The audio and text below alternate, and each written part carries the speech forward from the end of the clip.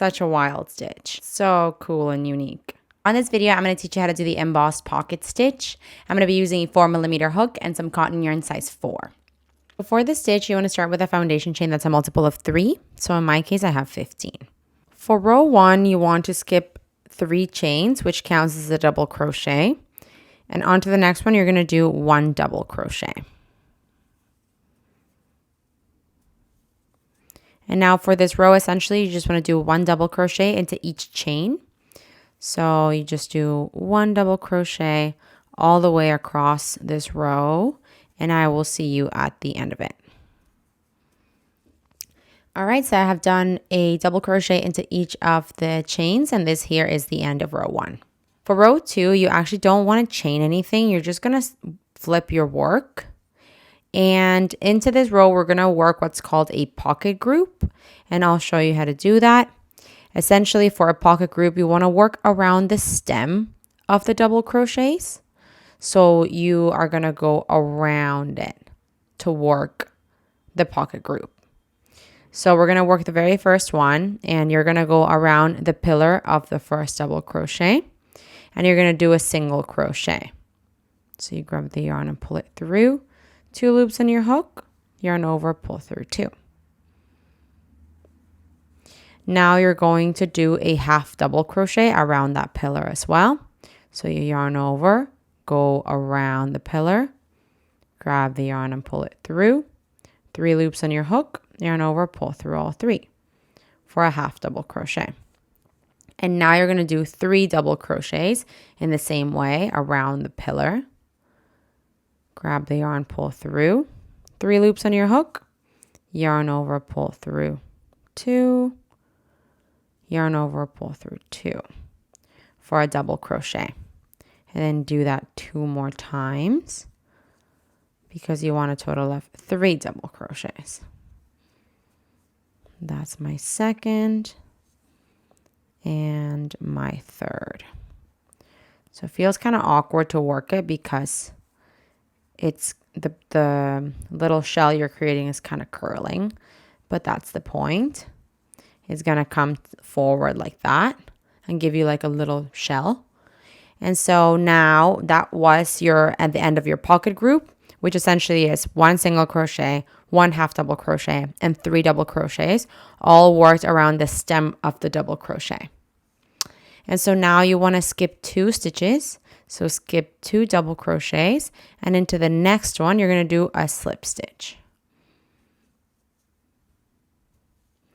And that essentially helps you close that little shell and bring it to the front of your work. So now for the row repeat, you just want to do 1 pocket group into that same double crochet that you did a slip stitch into. So around that pillar of the double crochet, you're going to go behind it and do your pocket group combination of 1 single crochet, 1 half double crochet,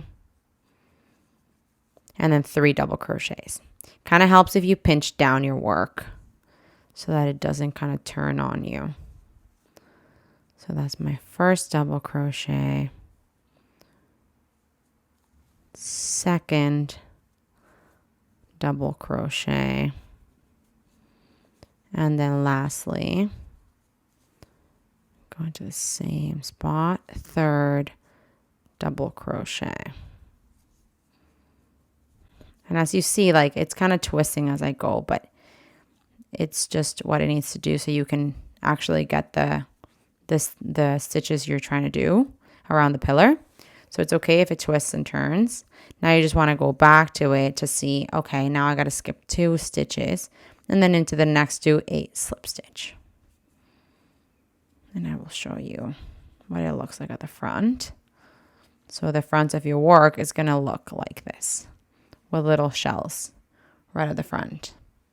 So you keep doing this repetition until you get to the end of the row of 1 pocket group around the pillar of the double crochet that you just did a slip stitch, skip 2, slip stitch. And so I'll see you at the end of the row. Okay, so I'm at the end of row 1 here, and I've just done my last pocket group. And so now I'm going to skip 2 stitches, which is my last 2 here, and into the top of the turning chain, which is my last stitch, I'm going to do my final slip stitch into there.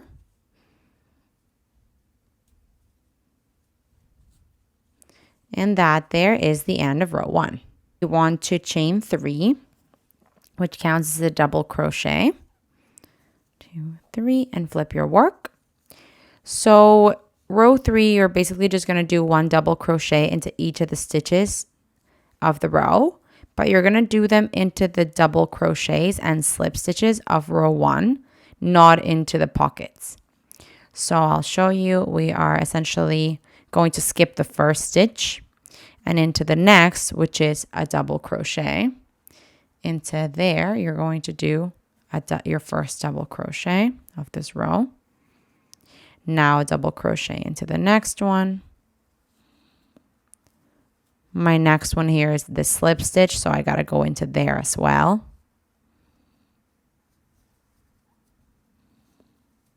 And now essentially continuing this, doing a double crochet into each of the stitches, including the slip stitches all the way back. So at the end of row 3, you should have the same amount of double crochets that you did in row 1 to make sure that you haven't skipped any stitches. Okay, so I'm almost at the end of row 3 here. And I just want to show you that the last double crochet, you want to do it into the last slip stitch that you've got here. So that there is going to be the end of my row 3. And on the other side, you can see that the pockets are kind of just sticking out. And then you've got a row of double crochets on top of them. So now moving forward, you just want to repeat rows 2 and 3 back and forth until you have the desired length of your work or a finished swatch. Here it is in all its glory. Very cool and different. It's like little nests and little pockets coming out of the stitch. Somebody sent me this funny like egg holder thing that you could put around your waist, kind of like an apron, but for eggs. Like if you have chickens and you go grab their eggs in the morning or whatever, you could put it in those little pockets. So that reminds me of this, or like this stitch reminds me of that. I will say this requires a lot of yarn because like to make those pockets, you're using quite a bit of yarn. So that's the only thing I'd say about this, but very cool look. Hey, while you're at it, why don't you just subscribe to my channel? Just do it. Just do it.